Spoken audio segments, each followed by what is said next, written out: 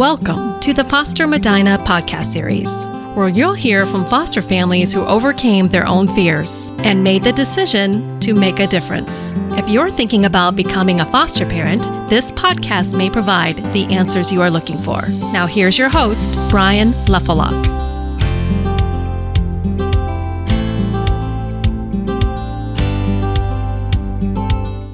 Hello there, and welcome to the Foster Medina podcast, where we discuss real issues, real challenges, and real success stories with real folks about becoming and being a foster parent. My name is Bryan Lefelhoc, and on behalf of the Medina County Job and Family Services, I am so thrilled and honored and privileged to host this series about becoming a foster parent. It's a calling that can change your life. It will change your life. It will change the life of a child or children who need a family and a home. There are children waiting for a family just like yours to bring them in, to support them, to care for them, to love them.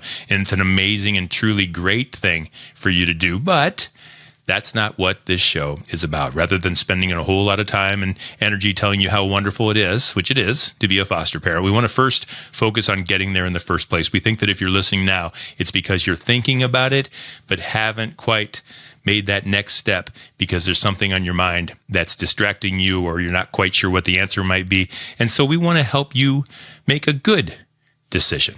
And in our experience in Medina County Job and Family Services, we find most families are worrying about a few of the same things, and so much sometimes that it can get in the way of making those decisions. Things like, I can make a difference, or can I make a difference? Things like, am I going to be good at this? Things like, what is this going to mean for my family? Will I get too attached? It's those things that we think most potential foster families are thinking about. And so that's what we want to talk to you about now. We actually created a list of these things on the fostermedina.com website. We call them myths because most of these things you're worried about are typically unfounded. That doesn't mean you're wrong to wonder about them. And so we created this list to help you know that you need to make the right decisions. You need those right answers. And so if you want that, go to fostermedina.com and you can download that form there. Today, we want to talk about one of those concerns. The concern is about being able to afford being a foster parent. There is a financial issue whenever you have kids. And so we want to talk about that. We also want to talk about how much time it might take. And if that is your concern, then this episode might be just for you. We're going to talk to foster parents in this series who did worry about these. But first, here's the facts about the fear of affordability. Like we said, yes, absolutely. Raising kids is expensive. There's never the right time. It's never something that is ultra affordable. But foster parents do have resources available to them to help. There is a daily stipend. There's medical coverage for children placed in foster homes. That's all set in place, something you can take advantage of. As far as maybe space is concerned, if you're worrying about adding on or making a nicer home or doing expenses to your house, you really just need room for their stuff and a place for them to sleep. It's not about how much you have or how nice things are. It's about safety, stability, and love. That's what those kids need. That's not really expensive. And so we like to think that the difference you'll make is priceless as opposed to being expensive. So I hope you'll take that as far as a fact that might answer that myth of not being able to afford it. So we hope that helps, and let's dive right in. Our guest today was worried a little bit about cost and time. She's a single mother. Her name's Holly Toporowski. She's a medical assistant for pediatric cardiology, and she's been a foster parent since 2022. She's got 2 kids, a brother and sister duo. She's getting ready to adopt, so that's exciting. Holly, welcome to the Foster Medina podcast. Hi, thanks for having me. I'm really glad to have you. I think it's amazing whenever anyone chooses to be a foster parent, but as a single mom, that's a whole nother story, isn't it? And people have different ideas, and maybe you were concerned about different things. I know you were concerned about cost. I know you were concerned about being too attached. I know you were concerned about some of those things. Talk to me a little bit about what was going through your mind before you made the decision to ultimately become a foster parent. Sure. I think a lot of what was going through my head was things that I just didn't even know the answer to. So it's like all this hearsay, everybody's like, no, they won't do this, or the county will help with this. And nobody really had a real answer for me until I actually went to an informational meeting where I got all of those questions answered, like the financial assistance and the helping with transportation and things like that. So that's really where I finally got those questions answered, going to ODGFS and just, having somebody who's been there, done that, tell me like, no, this isn't true. And yes, this is true. How long did it take you from the time that thought was put on your heart, should I become a foster parent, to the time you actually said, somebody tell me how this works, and you attended that meeting? Sure. It was probably like 3 years before that it really got put into my heart. And then it was kind of funny. I met a patient of mine who was a foster parent, and I started kind of asking her questions while I was taking care of her child. And she's still like, there's a meeting tonight. Let's go. And it's this lady that I didn't really even know. And so here we are, like we show up at this meeting in the middle of a snowstorm with my sister, getting all these questions answered. I soon after did some respite care for her, taking care of some health concerns at home. And while we were there, it was nice to know somebody else who's already doing it. So she was giving me information. She's praying with me. And, I'm supposed to be taking care of her kid here, right? And she's mentoring me and like really facilitating this to happen. And within like the next few months, I signed up for classes. I bought a house. And I signed my home lease, or like my home mortgage, I guess, in 2021 of October. And I got my son in 2022 of March. So it was pretty fast once it all started rolling. Once it started going. So you had the thought in your heart, and you finally ended up meeting that kind of impetus to get it done. What kept you from taking the steps in between? What kept you from asking those simple questions? Sure. Well, I think it's just a lack of, you're a full-time mom, you're a full-time single person at the time. And so it's like you're working full-time, you want to ask the questions, but it kind of like, I'll put it on the back burner. I don't have a house yet. I live in an apartment. Nobody can come here right now anyways. So those kinds of things, like just more like putting it off than anything, but always having that stir in the back of my heart that, this is really something you should be doing. And then was it like a waterfall? Was it like a cascade? As soon as you started making those, it sounds like it went pretty quick, but what did that feel like when all of a sudden you're like riding this rapids of activity, getting closer to the stream? It's a good thing. Yeah. It's also a crazy thing because it was a little like, oh, okay, like I just bought this house and okay, there's like a kid coming like, tonight. And so it's like a lot all at once, but having like the support of my family and really my church, like my church body and all the people around, they just like poured in with love, even coworkers. It's like, so this little boy came, and the next day, one of the doctors that I work with showed up with a bike, and somebody brought him clothes. And, so it was just like a really beautiful thing that even like the community can be a part of, even if they're not fostering. That's amazing. And so as when this started, you were concerned about time. You're a single parent. You've got your schedule. Everything's full, right? And all of a sudden, you've got these additional responsibilities, and you were worried about that. How'd that go? How did life change? How did that implement inside your life? At first, it's always a little nerve-wracking because I think that you don't realize you're gonna sometimes just have a connection right off the bat with these kids. And so all of a sudden it's like this mom, all of a sudden I'm in mom mode, and you're like, wait, I need to get them here and there, but I'm afraid like I can't take them. Who's taking them? But the county has been really wonderful about having people that can step in when you're at work to take the kids to their visits with their family or help with an appointment.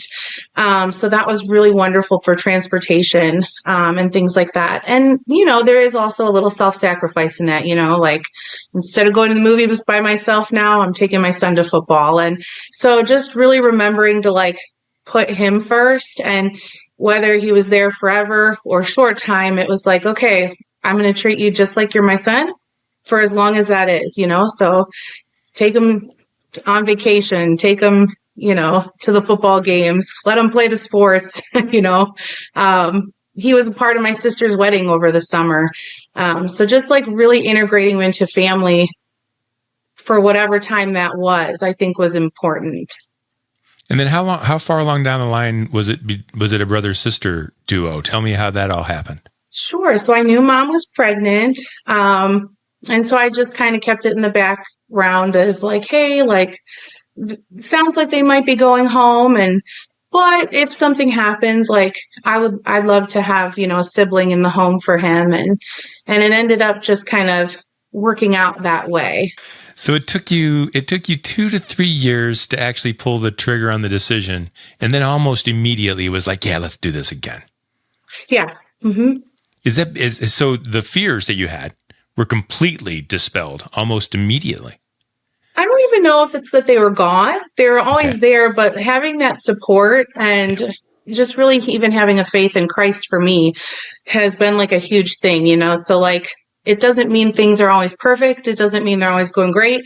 It doesn't mean I'm still not freaking out sometimes because of, the responsibilities I have that are all on me. But having that family, that community, and my faith has really like just grounded me even in those times of worry. And that's good. And that's what it's how it's meant to be, I do believe. And I'm interested in the idea that you're adopting these kids. One of the things that parents and potential foster parents are worried about is becoming too attached. Did you become too attached? I mean, anybody who loves kids, it's hard not to do, even when you're involved in something like youth ministry, you grow an attachment to certain people. So of course, living in your home 24/7, you're going to feel attached, Yeah. And so on those times where I wasn't sure if they were staying or going, sure, it's an emotional roller coaster.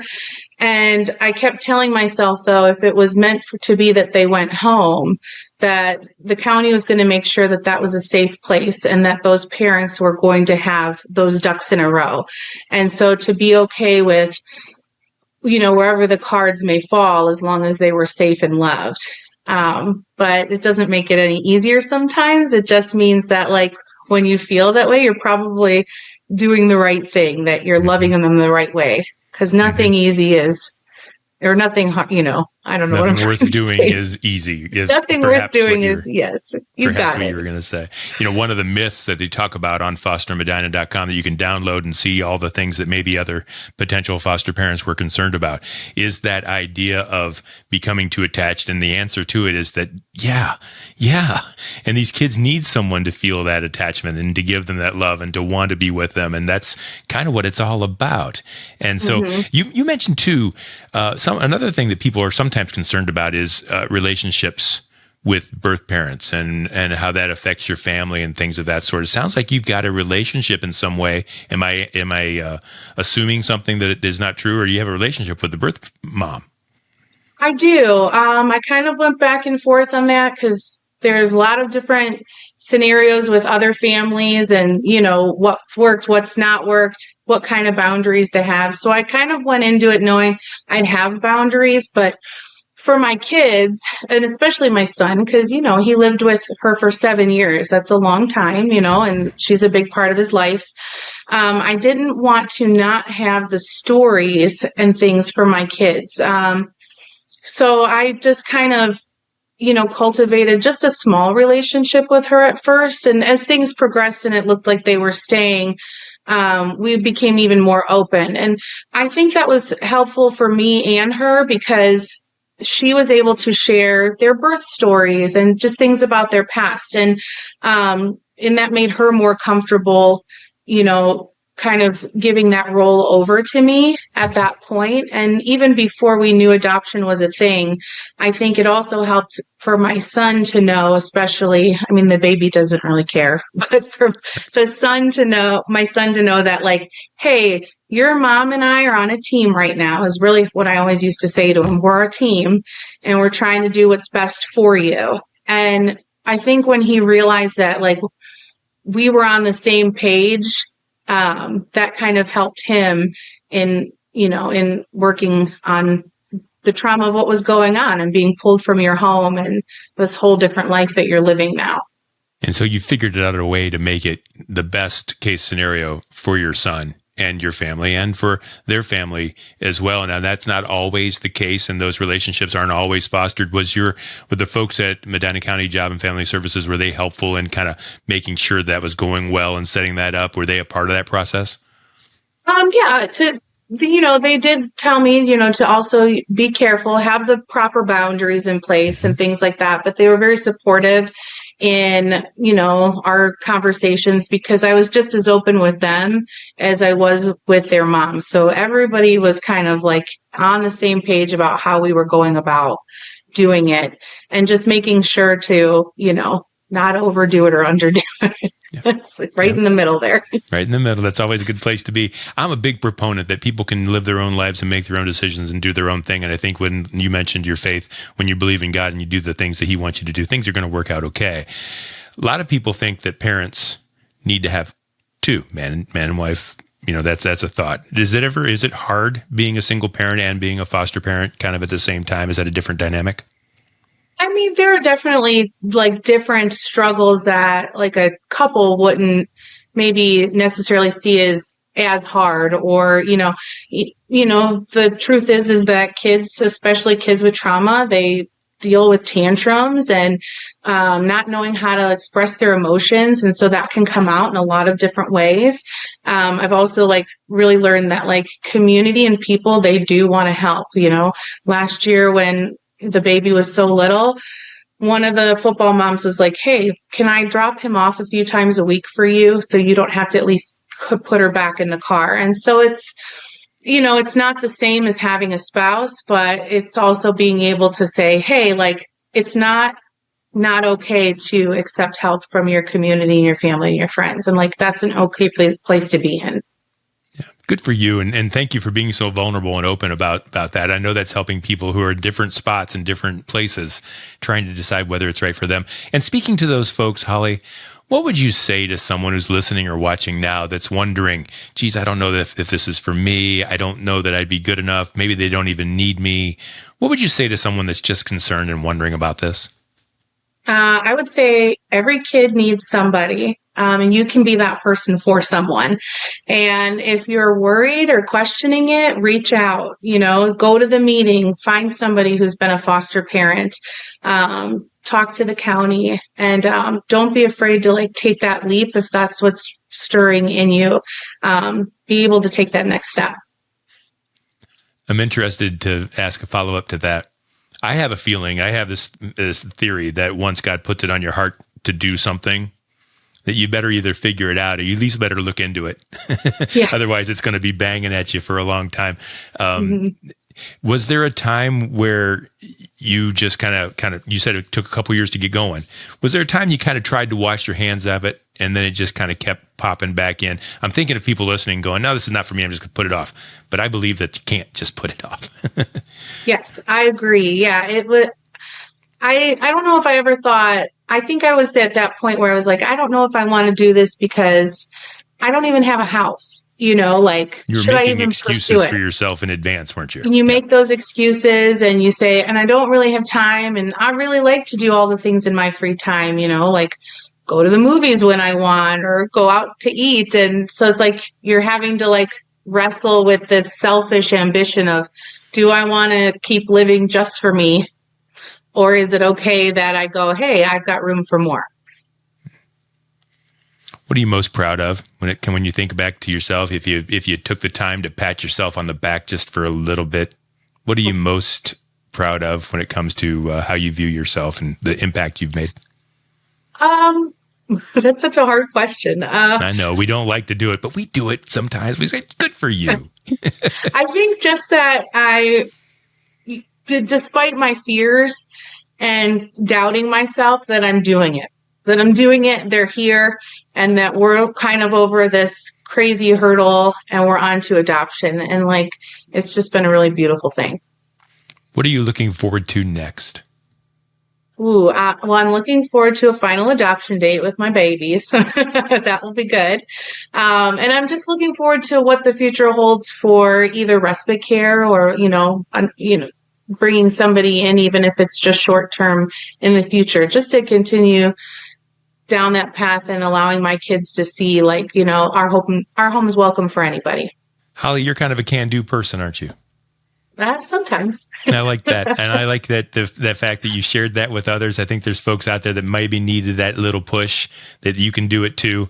If I can do it, you can do it. And I think you've conveyed that. And I thank you very much for joining us on this show. Thanks for having me. I'm really glad you're here. I'm glad that folks, you were here to hear and see that and kind of be a part of it because it's important. It's important. What do you think now that you've heard from Holly and you've talked a little bit about cost and time and attachments and all the things that we're afraid of, but we just don't quite make that step. I hope that this conversation has helped to ease some of those concerns and maybe enough to make it possible for you to take the next step. And the next step really is an easy one. It's just a conversation with Lane Hedden. She is a foster parent recruiter with Medina County Job and Family Services. When you meet Lane, you will love her. She is a foster parent, and she's made it her life's work, her mission, to help people like you decide what you should do and help you then with whatever is next. And I urge you to reach out to Lane. You can contact her by calling or texting 330-667-0167. You can also email info@fostermedina.com. I hope you will. I hope you'll take the time just to find out more. You can't say no before you know. And so I hope that you will look into that. Remember, our goal in this series isn't to talk you out of your concerns or talk you into anything. It's to give you the confidence to reach out and discuss these concerns with us and then make a good decision for you and your family about how you can make a difference in a young foster child's life. For more episodes with other real folks who have gone through these things that you're thinking about, please subscribe. We'll get those out to you as soon as they are available. There's a few in the channel right now that you can take a look at. And to learn more about foster care, adoption, and all of your options, visit fostermedina.com. Whether you do or don't become a foster parent, folks, there is a lasting effect. Your decision will be felt one way or the other. And so we're glad you're thinking about it, and we're glad you're taking the time to make the right choice. For the Foster Medina podcast, I'm Bryan Lefelhoc. Thank you for being here, and we will see you next time. Thank you for listening to the Foster Medina podcast. We hope you found the answers you were looking for, and we'd love to talk to you more. To download the Foster Care Myths information sheet, click www.fostermedina.com. For more information or to contact us with questions, call or text 330-667-0167 or email info@fostermedina.com. The Foster Medina podcast is brought to you by Medina County Job and Family Services.